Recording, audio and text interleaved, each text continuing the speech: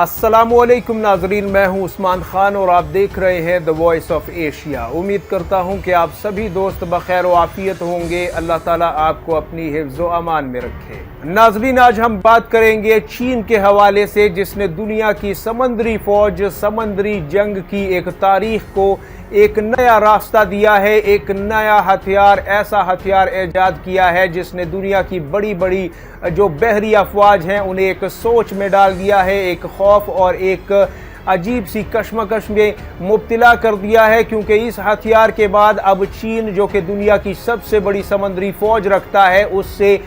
खुले समंदरों में, गहरे पानियों में जंग जीतना तो दूर की बात, यानी अगर आप इसे नामुमकिन नहीं कहते तो कम अज कम अब ये बहुत ही दिल गुर्दे का काम बन चुका है कि आप चीन से खुले पानियों में, गहरे पानियों में समंदरी जंग जीतने का ख्याल भी अपने दिल में रखते हैं। क्योंकि ये एजाद एक हैरत अंगेज एजाद है, इस पर हम रोशनी डालते हैं। और उससे पहले आपको समंदरों में मौजूद जो जंगी आबदोज़ें हैं इस पर भी रोशनी डालते हैं, क्योंकि इस तफसील को थोड़ा सा समझने के बाद कि जंगी आबदोज़ें जो समंदर में तैर रही हैं उनकी क्या अहमियत है, तो उस हवाले से आप चीन की इस एजाद को समझ सकेंगे कि ये कितना बड़ा कारनामा चीन ने समंदरी फौजों की तारीख में किया है। नाजरीन, आबदोज़ किसी भी समंदरी फौज का एक ऐसा ज़बरदस्त हथियार होती है जो कि उसे दीगर हथियारों से एक अलग ही पहचान देती है, एक मुमताज़ हैसियत देती है। मिसाल के तौर पर अगर आप किसी भी बहरी फौज के जो दीगर हथियार उसके इस्तेमाल में होते हैं, चाहे वो कोई फ्रिगेट हो, चाहे वो कोई वेसल हो, चाहे वो कोई लड़ाका तैयारा हो, चाहे वो कोई बड़ा जंगी बहरी जहाज जो कि बहरी बेड़े के बाद आता है यानी डिस्ट्रॉयर जहाज हो, या खुद बहरी बेड़ा हो, लड़ाका तैयारा हो, हेलीकॉप्टर हो, ये सब के सब हथियार ऐसे होते हैं जो कि या तो समंदर की सतह के ऊपर रहते हैं या खुले आसमान में रहते हुए वो दुश्मन पर हमलावर होते हैं।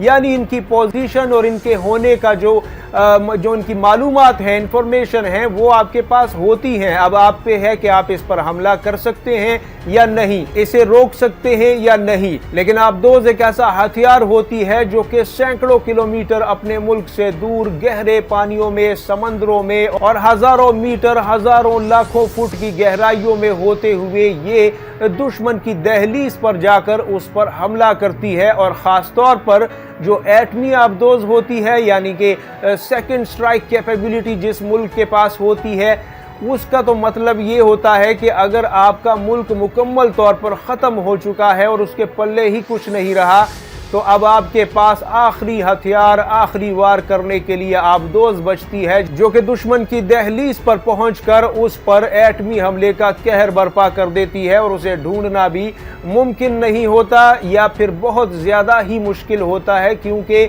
वो एक जगह से दूसरे जगह समंदर की हजारों फुट, लाखों फुट गहराई में जाते हुए सफर करती है। याद रहे कि ये कैपेबिलिटी पाकिस्तान ने भी हासिल की है समंदर से एटमी हमला करने की, वो भी आबदोज़ के जरिए। अब यहाँ पे नाजरीन चीन के इस एजाद की बारी आती है और यहाँ पे उसकी तफसील भी आपके साथ हम शेयर करते हैं।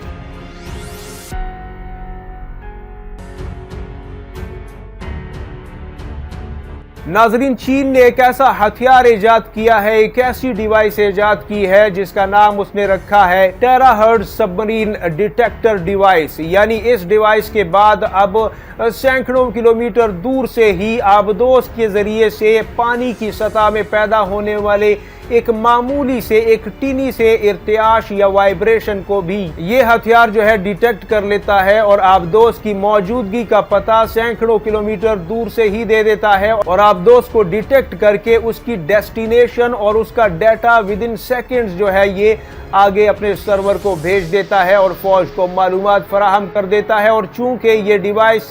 काफ़ी कम कीमत में बनाई गई है और ईजाद की गई है, लिहाजा इसे सैकड़ों के हिसाब से समंदर में फैलाया जाएगा ताकि आबदोज़ को सैकड़ों किलोमीटर दूर से ही, यानी इससे पहले कि आबदोज़ के पास जो मिसाइल मौजूद है उसकी रेंज में आपकी जो ज़मीनी सरहदें हैं वो आ जाएं, उससे पहले ही उसे डिटेक्ट कर लिया जाए और उस पर जवाबी हमला कर दिया जाए या उसका मुकाबला करने के लिए अपनी आबदोज को इंस्ट्रक्शंस जारी कर दी जाएं और यूं इस खतरे को टाल दिया जाए। अब ये तमाम तर डेवलपमेंट्स उन ममालिक के लिए काफ़ी चौंका देने वाली हैं जो ममालिक या तो आबदोज़ों की एक बहुत बड़ी फ्लीट रखते हैं या फिर वो आबदोज़ें ख़रीदना चाहते हैं, यानी आबदोज़ों की मार्केट पर भी इसका बहुत बड़ा असर पड़ने वाला है। और ख़ास तौर पर खलीजी समंदर जो हैं, जो कि ईरान, सऊदी अरब या शाम के इलाके हैं, इन समंदरों के पास भी अमेरिका की जो एटमी आबदोज़ है उसे कई बार देखा गया है और जापान के पास तो एलानिया तौर पर उसकी एटमी आबदोज़ें बाकायदा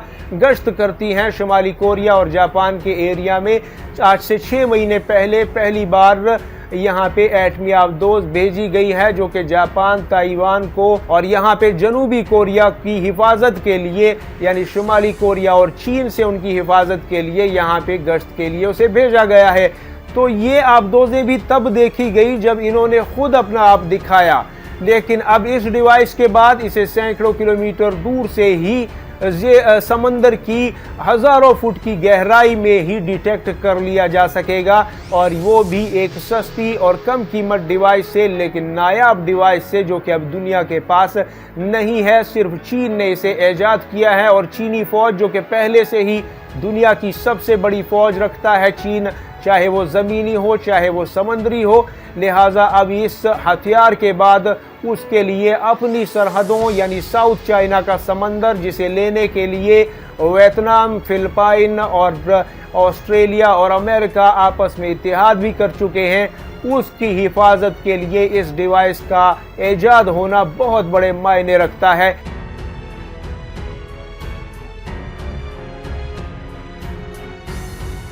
आप इस हवाले से नाजरीन अपनी राय कमेंट सेक्शन में ज़रूर दीजिएगा और जिन दोस्तों ने हमारे चैनल को सब्सक्राइब नहीं किया उनसे गुजारिश है कि हमारे चैनल को ज़रूर सब्सक्राइब करें, वीडियो को लाइक और शेयर करें और हमारे इंस्टाग्राम, ट्विटर और फेसबुक के दीगर अकाउंट्स को भी लाइक कीजिए, फॉलो कीजिए। अपना और गिरदोनवा के लोगों का सबका ढेर सारा ख्याल रखिएगा। अल्लाह हाफिज़ व नासिर। पाकिस्तान जिंदाबाद, उम्मत मुस्लिमा पाइंदाबाद।